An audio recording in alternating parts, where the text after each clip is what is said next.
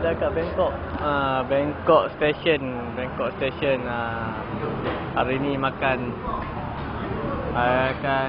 ayam masak kunyit, udang masak merah dan daging black pepper.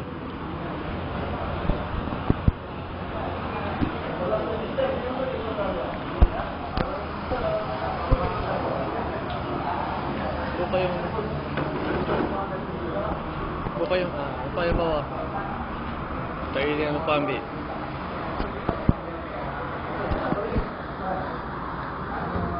Tak demam pun, cikgu panggil abah suruh ambil.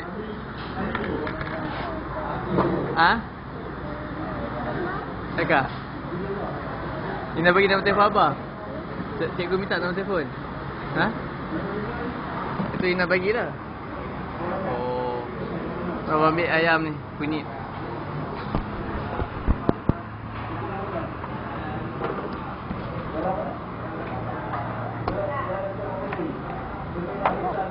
Pita bang.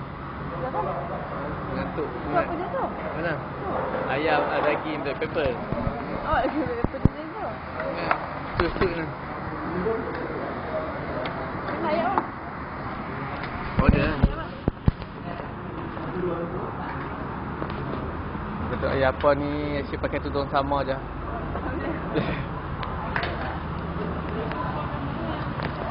Malam pakai tudung sama, hari ni pakai tudung sama.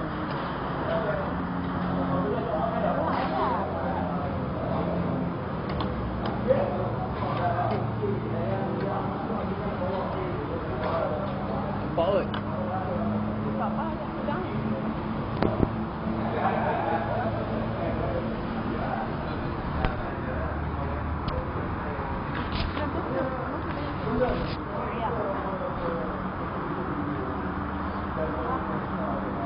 Ini ayat apa? Ayat apa?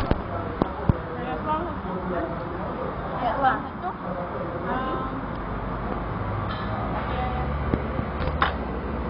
Sudah 5